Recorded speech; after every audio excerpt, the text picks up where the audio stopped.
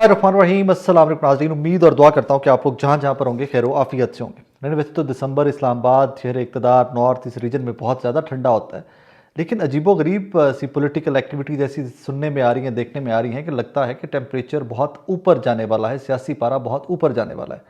हम एंटिसिपेट जो जर्नलिस्ट हैं सारे वो तो ये कर रहे थे कि नवंबर के अंदर कोई पॉलिटिकल एक्टिविटी होगी। नवंबर तो गुजर गया, लेकिन दिसंबर लगता है कि बहुत कोई पॉलिटिकली हैपनिंग मंथ आ रहा है। बहुत बड़ी बड़ी खबरें आ रही हैं। एक खबर और आई है, वो मैं आपको रिपोर्ट कर दूं। सुबह आपने देखा होगा कि वो उस खबर के ऊपर पूरे पाकिस्तान के अंदर बहुत ज़्यादा बात हो रही है। जो अबसार आलम साहब ने एक वीडियो की है, अबसार आलम साहब ने एक व्लॉग किया जिसमें उन्होंने सिविल और मिलिट्री के रिलेशनशिप के अंदर जो रिफ्ट है, जिन जिन पॉइंट्स के ऊपर रिफ्ट है, कुछ उन्होंने डिटेल में बात की। एक तरफ से डिमांड की जाती है कि जनाब परफॉर्मेंस नहीं है, दूसरी जानिब से डिमांड की जाती है, या एलिगेशन ये आता है या एक्यूजेशन ये आती है कि आप परफॉर्म करने कब देते हैं। अपने अपने एंड के ऊपर दोनों इतराफ से कोई बयानबाजियाँ इस तरह की आई हैं। And not to forget, please एक चीज़ याद रखिएगा कि जब सिविल और मिलिट्री रिलेशनशिप के ऊपर बात की जाती है, ये कोई इतना गैर संजीदा टॉपिक नहीं है पाकिस्तान के अंदर जिसके ऊपर जो मर्जी उठे बंदा बात कर ले। इसके ऊपर बहुत कनेक्टेड लोग या बहुत बैक वाले लोग या जो कोई बहुत ही टॉप पे कनेक्टेड होते हैं ना पॉलिटिकल पार्टीज़ में, वो बात कर सकते हैं। या जो बहुत कनेक्टेड होते हैं दूसरी साइड के ऊपर, मिलिट्री के साइड के ऊपर, एस्टैब्लिशमेंट की साइड के ऊपर, वो लोग ज़्यादा इसके ऊपर बात करते हैं। और उन्हीं से टेम्परेचर को परखा जाता है कि पॉलिटिकल टेम्परेचर है क्या दोनों साइडों के ऊपर। उन्हीं को ऑब्जर्व करके आप एनालाइज कर सकते हैं सिचुएशन है क्या। सो जो जनाब अबसार आलम साहब वाला व्लॉग था वो कोई बहुत कैजुअल गुफ्तगू नहीं थी, या बहुत ऐसे नहीं था कि रैंडम उन्होंने दो खबरें उठाई और वीडियो कर दी उसके ऊपर, ऐसा नहीं था। एक सुबह वीडियो वो होती है, उसके बाद आज सारा दिन डिस्कशन का टॉपिक वो वीडियो बनी रहती है, उसके कंटेंट्स जो हैं वो डिस्कशन का टॉपिक बने रहते हैं। फिर हमारे एक दोस्त हैं हमाद हसन साहब, इस्लामाबाद बेस्ड जर्नलिस्ट हैं, इस्टेब्लिशमेंट के करीब भी समझे जाते हैं, नून लीग के भी करीब समझे जाते हैं, पीटीएम में बहुत अच्छे कनेक्शंस हैं उनके। सो कनेक्टेड आदमी हैं, बाखबर आदमी हैं। अक्सर आप टॉक शोज़ में उनको एज जर्नलिस्ट देखते हैं। वो भी अपना यूट्यूब चैनल है उनका, वो भी वीडियो करते हैं उस पर। अब से कुछ देर पहले हमाद हसन साहब जो डिटेल्स लेकर आए हैं, जो उन्होंने अपनी वीडियो में, क्योंकि उनका क्रेडिट है, उनको नाम उनका यूज़ करना पड़ेगा, उनका क्रेडिट है, उनका उनकी इन्फॉर्मेशन है, उनका सोर्स है, उनकी रिसर्च है, वो इन्फॉर्मेशन बड़ी अजीबोगरीब सी है। हमाद हसन साहब भी इस चीज़ को सेकंड करते हैं कि जो अबसार साहब ने वीडियो करी है, जो अबसार साहब इन्फॉर्मेशन लेके आए हैं, वो इन्फॉर्मेशन क्रेडिबल है, उसी तरह की मिलती जुलती इन्फॉर्मेशन, लेकिन उससे भी ज़्यादा या उससे भी ज़्यादा एक्सटेंडेड वर्जन जो है वो हमाद हसन साहब आपके और मेरे सामने लेके आए। हमाद साहब दावा ये करते हैं कि मौजूदा हालात वाक़यात में नोटिफिकेशन नहीं हो सका आसिम मुनीर साहब का। ये रिफ्ट की एक वजह इसको कहा जा सकता है, लेकिन ये कोई बहुत बड़ी बुनियाद नहीं है रिफ्ट की, मौजूदा हुकूमत और मिलिट्री इस्टेब्लिशमेंट के दरमियान रिफ्ट की वजूहात वो कुछ और बताते हैं।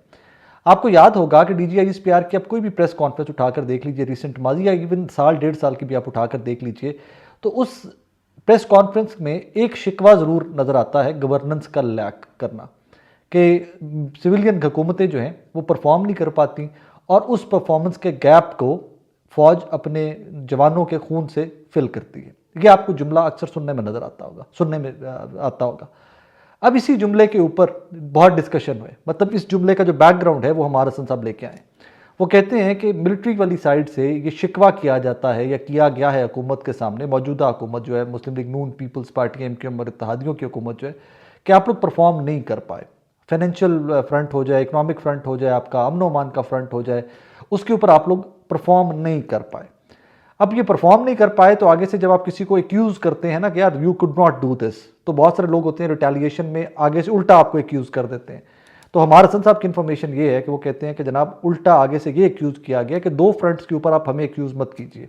एक वजारत दाखिला, मतलब अमन अमान, और ये वजारत दाखिला प्राइम मिनिस्टर के बाद इंपॉर्टेंट मोस्ट जो मिनिस्ट्रीज हैं, एक के दाखिला या फाइनेंस ही होती हैं, तो इसके ऊपर आप हमें मत एक्यूज़ कीजिए क्योंकि वो बंदा हमारा नहीं है, वो पॉलिटिकल आदमी है, PMLN या पीपल्स पार्टी का आदमी नहीं है, वो सिर्फ नकवी साहब आपकी चॉइस है, आपने लगाया हुआ उनको वज़ीर दाखिला।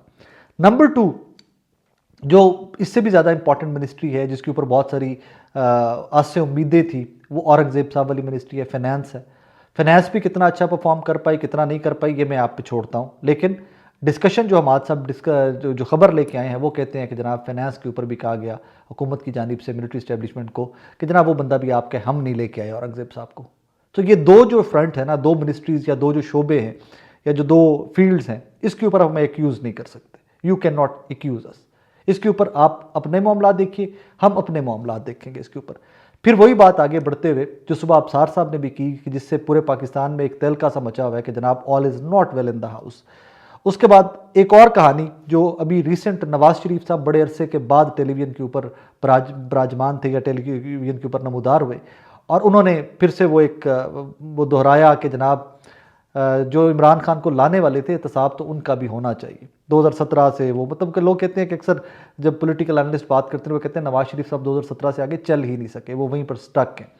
तो वो अभी रिसेंटली आपने देखा होगा कि जब वो किताब कर रहे थे तो उन्होंने कहा, जब PMLN के जो न्यूली इलेक्टेड लोग थे, न्यूली इलेक्टेड या सिलेक्टेड या जो भी बिलावल साहब वाली टर्म आप यूज़ करना चाहें, तो उनसे मुलाकात के अंदर उन्होंने जब गुफ्तगू की और वो टीवी के ऊपर नशर हुई तो उसमें वो कह रहे थे कि जनाब सिर्फ इमरान खान नहीं बाकी सबको भी कटहरे में लाना चाहिए। तो यहाँ पर भी ये बात डिस्कस हमाद हसन साहब कहते हैं कि वो कहानी जो है वो इस चीज़ के ऊपर अड़े हुए हैं।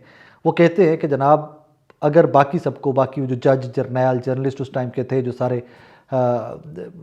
अकॉर्डिंग टू नवाज शरीफ साहब जो पाकिस्तान को की तरक्की और मईशत की तरक्की को रोकने में इन्वॉल्व थे, जनरल बाजवा, साकिब निसार साहब, बाकी जो जजेस उस टाइम के ऊपर थे, जनरल ज़हीरुल इस्लाम साहब, जनरल पाशा, बहुत सारे इस तरह के नाम जो पॉलिटिकल गैदरिंग्स के ऊपर या इसके जर्नलिस्टिक गैदरिंग्स में रिवॉल्व करते रहते हैं, जी फ़लाँ ने ये किया था, फ़लाँ ने ये किया था, फ़लाँ ने ये किया था।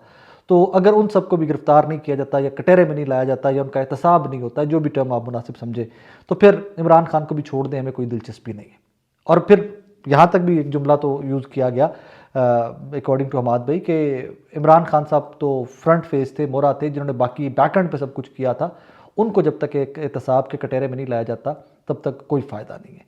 सो ये ऑल इज़ नॉट वेल वाली जो सिचुएशन है ना, ये कुछ डेवलप होती दिखाई दे रही है। लेकिन I would be very very honest with you, जिस हद तक मौजूदा हुकूमत या मौजूदा ये पॉलिटिकल पार्टीज़ हैं, इसमें यह भी कोट किया जा रहा है कि जी पीपल्स पार्टी PMLN के स्टांस को सपोर्ट करती दिखाई देती है, और जरदारी साहब ने इस्तिस्ना ले लिया, जो जो डिमांड्स थी सारी पूरी कर दी गई। सुबह अबसार साहब ने भी वीडियो कर दी कि जी मिलिट्री इस्टेब्लिशमेंट की तरफ से डिमांड्स इतनी आती हैं कि हुकूमतें पूरी करती करती हुकूमत थक गई है, वो कहते हैं पब्लिक में कैसे जाएंगे। और यार जब ये अमेंडमेंट्स आ रही थी, कॉन्स्टिट्यूशनल अमेंडमेंट्स आ रही थी, तो तब आप लोगों को एहसास नहीं था, ख्याल नहीं था कि आप क्या कर रहे हैं क्या नहीं कर रहे। आज आप इस नेज पे खड़ी है मौजूदा हुकूमत कि जो ज़रा सा टिल्ट रखते हैं ना डेमोक्रेसी की तरफ या सियासी जमातों की या जमहूरियत की जो तकवीत की बात करते हैं, वो कहते हैं भाई कि आपने तो अपने हाथ काट कर दे दिए हमें, अब आप निगोशिएट या पॉलिटिक्स या बात या सिविलियन बालादस्ती की या डेमोक्रेसी की आप बात कर कह सकते हो। और आपने सिर्फ ये सारा कुछ किया एक खौफ के अंदर कि इमरान खान ना किधरे आ जाए, इमरान खान ना किधरे आ जाए।